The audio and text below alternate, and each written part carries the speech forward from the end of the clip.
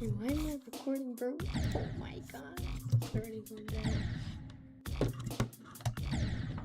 Oh, how do I do this? Okay, then. Why is it not working? Oh my god. Okay, there. Wait, hold up. Let me check if y'all can hear.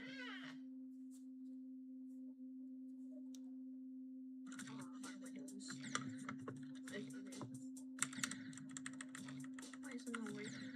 Oh my god. Okay, there. Wait, hold up. Let me check if y'all can hear. Alright. Y'all can. Alright. Alright.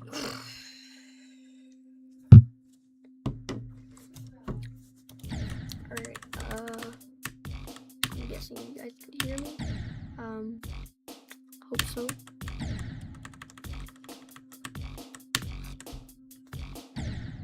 Wait, what? Oh wait, I can just do that.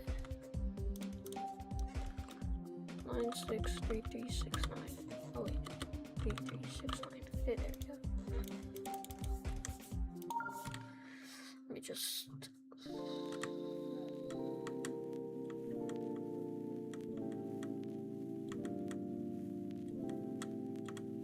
Oh, come on, did I?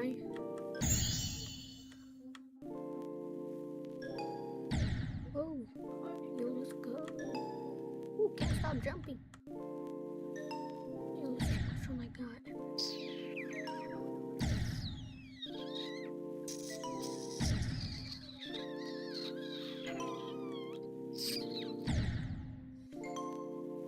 Oh my god.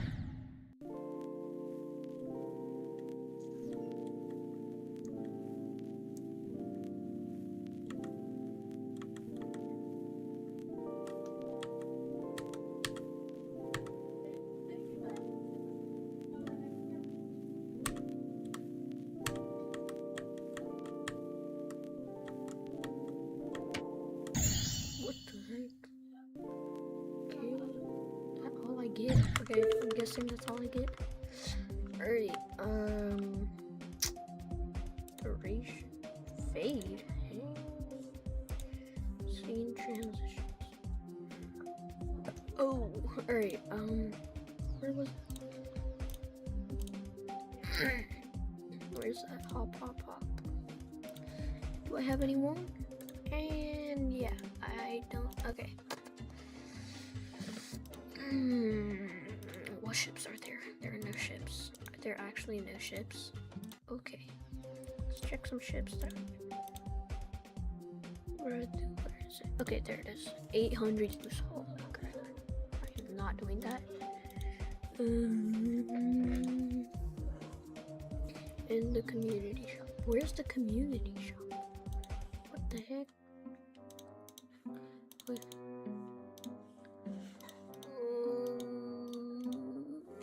Hold up. How to go to the community shop in Geodash? Okay. What is this music? Oh wait, I turned off.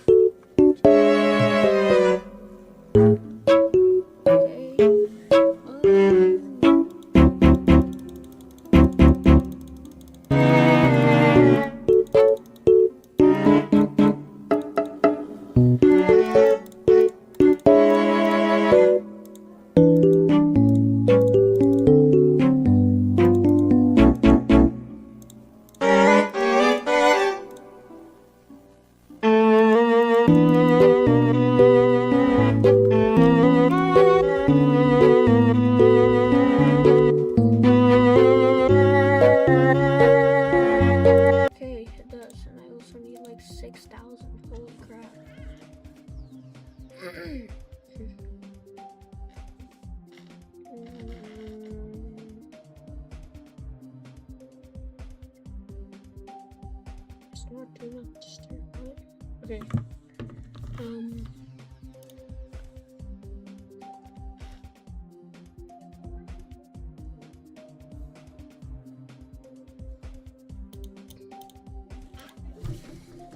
Sonar hours baseball. What should I play? How the FBI caught America. May 7th, 2008, Miami Beach, Florida. FBI agents watch through night vision scopes as a figure frantically digs in his parents' backyard. The shovel strikes metal. Inside a buried plastic drum, $1.1 million in vacuum-sealed cash. But here's what makes this arrest legendary. This isn't some cartel kingpin or mob boss. It's a Secret Service informant. For 3 years, he's been collecting government paychecks to teach FBI agents how to catch cyber criminals. And for 3 years, he's been pulling off the biggest retail heists in American history right under their noses. Albert Gonzalez stole 170 million credit cards and $400 million from Fortune 500 companies. Every time you tap your card today, you're using security that exists because of him. But how does the FBI catch someone who knows all their tricks? And what tiny mistake brought down the most successful double agent in American history? Our story begins not in a boardroom or a courtroom, but in the hot suburbs of Miami. Early 2000s. A lonely Cuban-American teen named Albert Gonzalez spends his days bent over a computer in his childhood bedroom. He's awkward, brilliant, and obsessed. A kid who once told a church advisor that his PC was his best friend. By 14, he's teaching himself to code.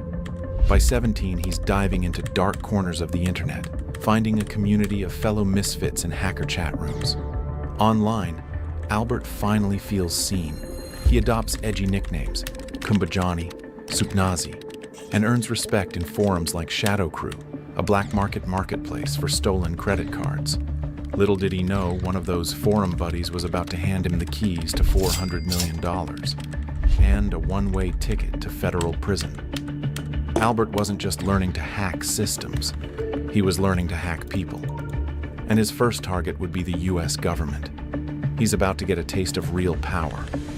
In 2003, at just 22, Gonzalez is arrested outside a New Jersey bank with a collection of fake credit cards. It's his first big mistake, but also his lucky break. Cornered by the Secret Service, the hacker amazingly gets off the hook. How? He turns informant, agreeing to be paid. The deal seemed simple. Teach agents how hackers think and stay out of prison. But Albert had a different plan in mind. You'd think a young hacker would lay low under federal watch. Instead, Albert was about to pull off the most audacious inside job in American history, using his FBI handlers as unwitting accomplices. By day, he's U.S. Secret Service informant CISU-1, drawing a government paycheck of $75,000 a year to teach agents the tricks. They even show him around to cybercrime seminars as a star example of making up for wrongs. But by night, behind his handlers' backs, Gonzalez is about to pull off the largest retail hack the world had ever seen. Late 2004, Gonzalez, allowed to move back to Miami for his health, reunites with old friends and falls into old habits. One friend is a programming whiz named Stephen Watt, who created custom malware for Albert's latest scheme. Another is a savvy sidekick, Damon Miami Towie. They form a mixed crew of hackers and carters, and they would cost retailers $400 million and force every American to change how they use credit cards. But first, Albert had to avoid getting caught by the very agents cutting his paychecks. In the mid-2000s, big retailers like TJ Maxx and Marshalls are unknowingly broadcasting customer data over poorly secured Wi-Fi networks. To Gonzalez, this vulnerability is like finding an open safe door. He calls his grand plan Operation Get Rich or Die Trying, borrowing from a 50 Cent album. Being subtle isn't his strong suit. The mission? Drive around with a laptop, war driving until they sniff out a store's wireless network, and jack in. Miami, 2005. Albert pulls into a Marshall's parking lot with $40 million in credit card data as his target. His laptop is already scanning for signals. Bingo, he hits an unsecured one. But Albert's biggest score was still coming, and it would happen right under his FBI handler's nose. It's shockingly easy. It was like finding a hole in a cash machine, Watt would later say. And this was just the beginning. Over the next year, Albert's crew quietly raids dozens of stores, from Marshalls to Sports Authority, stealing up over 40 million card numbers in what will become known as the TJX break-in. Each stolen card can sell for $10 to $100 on the black market, or be copied onto a fake card to withdraw cash. But the FBI was about to notice something very strange about their star informant. He was getting rich while every other hacker was going broke.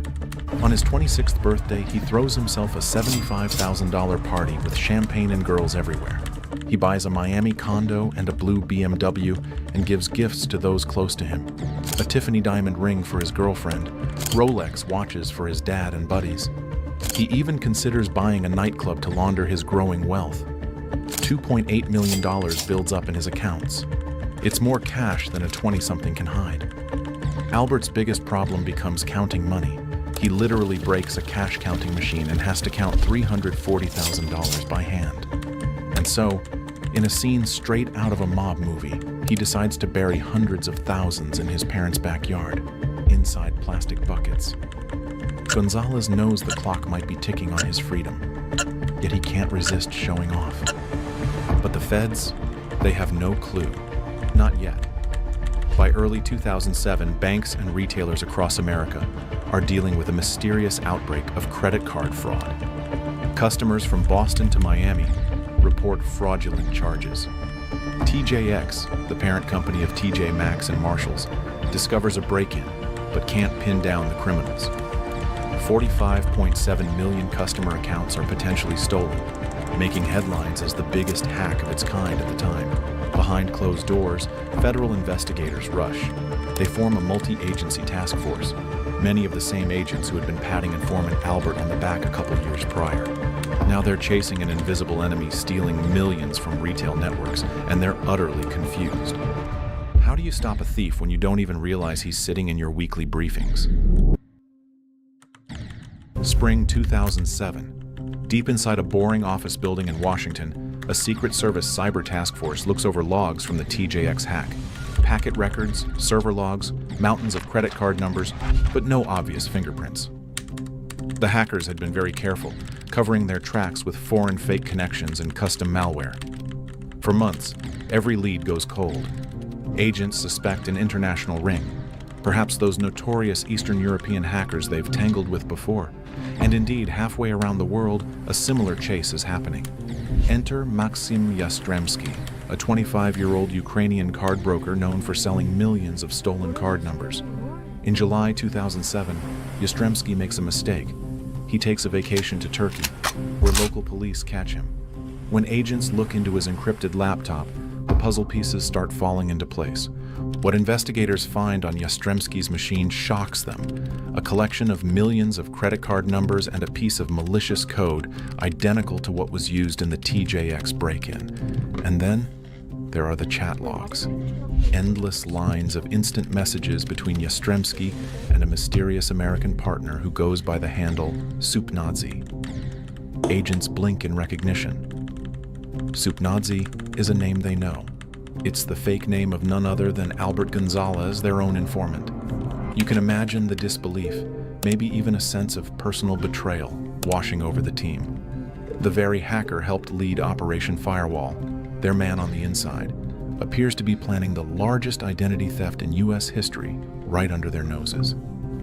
At this point, the investigators have two choices: quietly build their case against Gonzalez, or tip him off and risk him disappearing with his millions.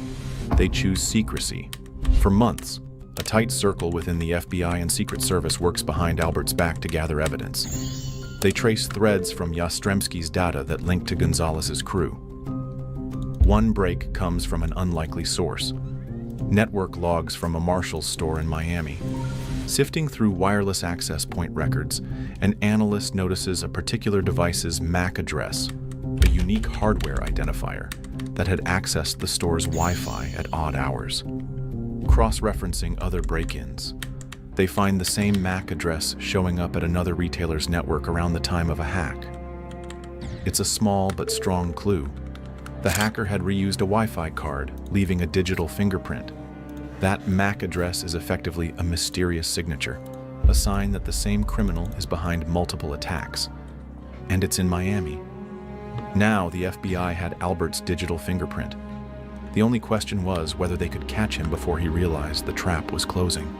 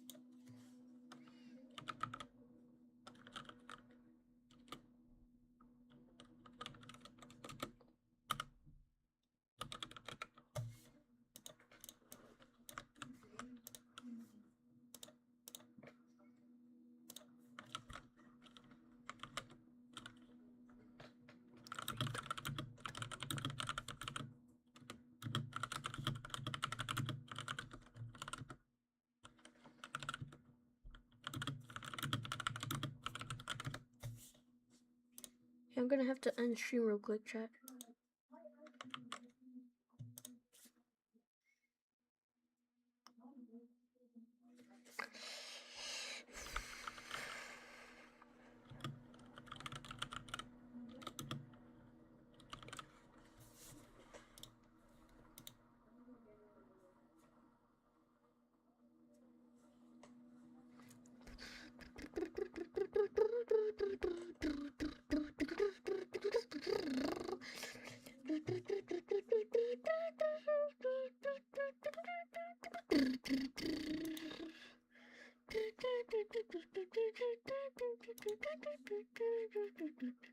Yo, chat,